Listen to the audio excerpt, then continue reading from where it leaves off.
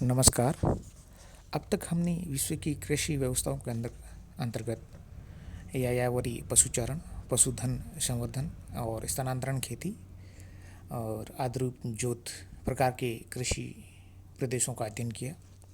यह विटलसी द्वारा किए गए कृषि उपागम के आधार पर कृषि जो व्यवस्थाएं हैं उनको 13 प्रमुख प्रकारों में विभाजित किया गया है, जिनमें चावल प्रधान निर्वाहजनक सघन जोत, धान प्रधान विहीन निर्वाहजनक सघन जोत, व्यापारिक बागायती कृषि, भूमध्य सागरीय कृषि, व्यापारिक अनाज कृषि, व्यापारिक पशुधन और फसल कृषि, निर्वाहजनक फसल व पशुधन कृषि, व्यापारिक डेयरी फार्मिंग और विशिष्ट बागवानी। इस तरह से ये 13 प्रकार हैं जो कृषि के विविध प्रकार हैं और विश्व के विभिन्न भागों में मुख्य रूप से किए जाते हैं। आज हम चावल प्रधान निर्वाहजनक सघन जोत के बारे में अध्ययन करेंगे। सबसे पहले मैं जो सघन जोत है उसके वो क्या है, निर्वाहजनक खेती क्या होती है उसके बारे में चर्चा करूँगा। निर्वाह कृषि की एक मुख्य विशेषता होती है कि जो उत्पादित फसल होता है उसका जो उपभोग है उत्पादनकर्ता और उसके परिवार के लोग करते हैं।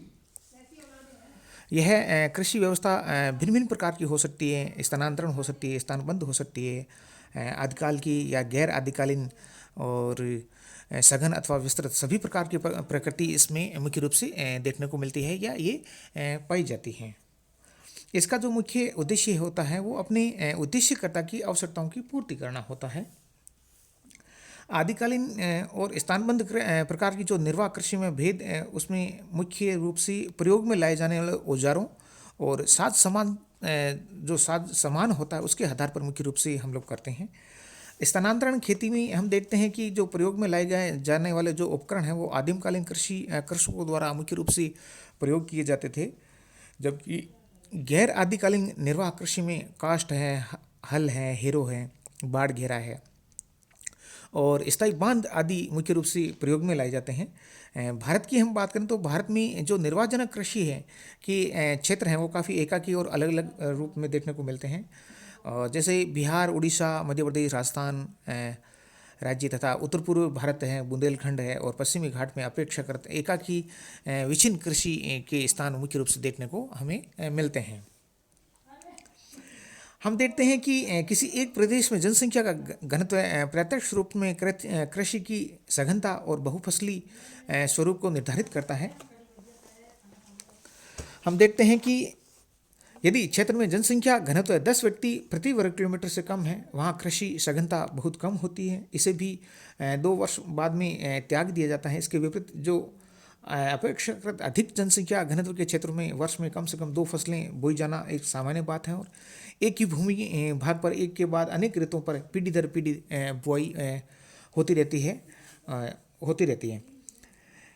एशिया के मानसूनी देशों में सघन निर्वाह कृषि का हम एक सर्वोत्तम जो विकास है वो मुख्य रूप से देखा जाता है, क्योंकि ये कृषि जो है कृषि चीन, Japan, Bharat, Myanmar, Bangladesh, Thailand, Sri Lanka, Malaysia, Philippines, Indonesia, Laos, Cambodia, प्रशांत महासागर के द्वीपों में, हिंद महासागर व दक्षिण पूर्वी एशियाई देशों में मुख्य रूप से ये प्रचलित है और ये विश्व के अधिकतम घने बसे देश व भाग हैं जहां विश्व की लगभग 2/3 जनसंख्या निर्वाह करती है। इन देशों में यूरोप और अमेरिका के औद्योगिक देशों से भी अधिक जनसंख्या घनत्व है और यहाँ तीव्र गति से जो वृद्धि है प्राप्त करने वाले जनसंख्या पर सदियों से रोक नहीं लगी है, इसलिए यहाँ भूमि को अधिक सघनता से जोतने की आवश्यकता भी मुख्य रूप से महसूस की जाती है।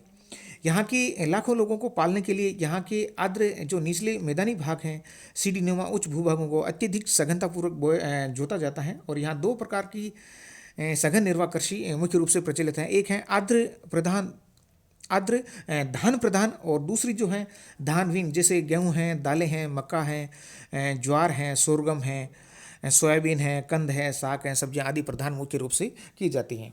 अब मैं मुख्य रूप से जो चावल प्रधान निर्वाहजनक सघन जोत है उसके बारे में चर्चा करता हूं। तो मानसून एशिया में अधिकांशतः जो आर्द्र प्रधान निर्वाहजन्य कृषि मुख्य रूप से जो प्रचलित हैं, इस कृषि व्यवस्था के अंतर्गत खेतों का आकार बहुत छोटा होता है और पीढ़ी दर पीढ़ी खेतों का विभाजन भी होता जाता है। जैसे जैसे परिवार बढ़ता है उसके अनुसार इन खेतों का विभाजन भी होता रहता है और अंततः उनका आकार इतना छोटा या सहज रह जाता है कि उसमें जुताई करना आर्थिक दृष्टि से भी लाभदायक नहीं के होता है या नहीं के बराबर होता है। जापान में हम मुख्य रूप से देखते हैं तो जो औसत फार्म है वो 0.6 हेक्टेयर और केरल और पश्चिमी बंगाल के कुछ भागों में इससे भी छोटे आकार के खेत मुख्य रूप से देखने को मिलते हैं।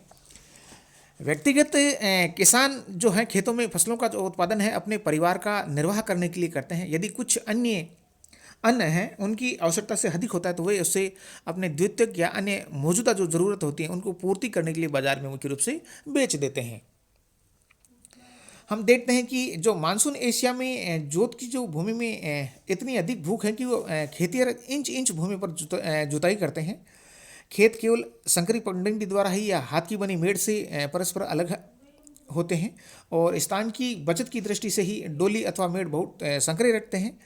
केवल तीव्र ढालू पहाड़ियाँ और अनउपजाऊ या क्षारीय रे या कलर जैसी भूमि है भाग ही जो मुख्य रूप से जोत से विहीन होती हैं, जहाँ खेती नहीं के बराबर होती है। खेती की सघनता इससे अनुमानित है कि वर्ष में धान की 2 या 3 फसलें भी प्राप्त की जाती हैं। चावल की वर्ष में एक फसल लेने वाले खेतों पर भी शुष्क मौसम में दूसरे अन्न हैं अथवा जैसे नकदी फसलें हैं जैसे जई, दालें, तंबाकू, तिलहन और साग सब्जियां मुख्य रूप से उत्पन्न की जाती हैं। आर्द्र प्रधान कृषि है जो मुख्य रूप से परंपरागत विधि सहित अधिकांशतः शारीरिक श्रम व हाथों से ही की जाती है और खेतों में हल से जुताई के लिए भैंसों, बैलों, घोड़ों और खच्चरों की सहायता लेते हैं। इसके अलावा जो स्त्रियां होती है तंग कतारों में धान की पौध रोपती हैं, परंतु निराई गुड़ाई व फसल की कटाई आदि स्त्री पुरुष दोनों मिलकर साथ में ये कार्य करते हैं। और कटाई व धान का छिलका अलग करने की क्रिया हाथों से ही संपन्न होती है। खेती के जो उपकरण हैं, औजार आदि अत्यंत साधारण होते हैं क्योंकि निकट काल से ही जो मशीनों का जो प्रयोग प्रारंभ हुआ, ये जो जलग्रस्त मैदानों और जोत व खुदाई गुड़ाई के लिए मुख्य रूप से प्रयोग में लाई जाती हैं। चीन है, दक्षिण कोरिया है, जापान में फार्मों पर छोटी छोटी मशीनें मुख्य रूप से आजकल काम में लाई जाने लग गई हैं। अब ऐसी मशीनें धीरे धीरे मानसूनी एशिया के अन्य देशों में भी मुख्य रूप से पहुंच रही हैं जो इन छोटी छोटी जोतों में मुख्य रूप से सहायक रूप से अपना योगदान दे सके। कृषि की इस व्यवस्था में हम देखते हैं कि कृषक खाद्य फसलें विशेषतः चावल हैं, साग सब्जियों के उत्पन्न करने में मुख्य रूप से ध्यान देता है और आर्द्र धान के क्षेत्रों में भेड़ बकरियां, घोड़े आदि लगभग नहीं पाले जाते हैं, परंतु भैंसे हल को खींचने के लिए मानसूनी जगत के अनेक भागों में रखना एक सामान्य बात देखने को मिलती है। हम देखते हैं कि लघु स्तर पर कुक्कुट और सुअर पालन भी यहाँ देखने को मिलता है। चीन व जापान के खेतों पर सुअरों को अपमार्जक पशुओं के रूप में फार्मों पर रखते हैं। धान के खेतों में अनेक कृषक मत्स्य पालन का धंधा भी मुख्य रूप से करते हैं।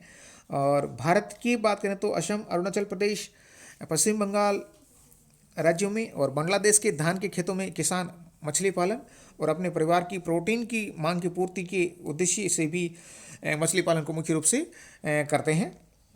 हम देखते हैं कि जो धान की सघन निर्वाह खेती में किसान अनेक प्रकार की जो उपलब्ध खाद है,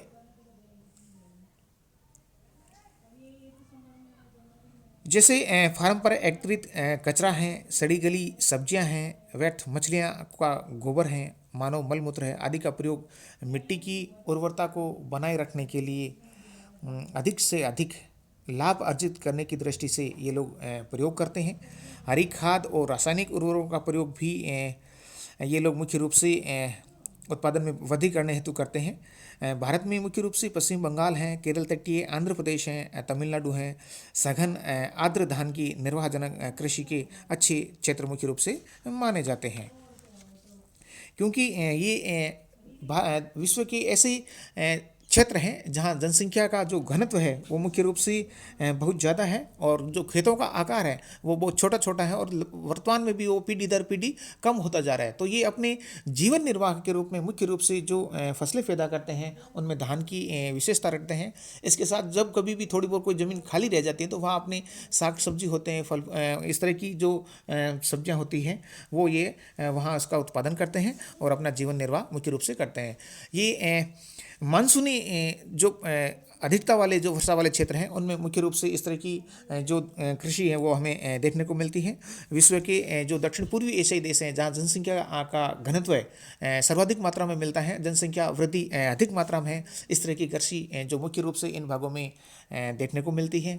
और दक्षिण पूर्वी जो एशियाई देश हैं यहाँ काफ़ी प्राचीन समय से भी जनसंख्या की वृद्धि पर किसी भी तरह की कोई रोक नहीं लगाई गई थी, जिससे जनसंख्या का जो घनत्व है वो काफ़ी बढ़ गया है और उसकी उदर पूर्ति के लिए ये सघन जो धान प्रधान निर्वाह कृषि मुख्य रूप से की जाती है। धन्यवाद।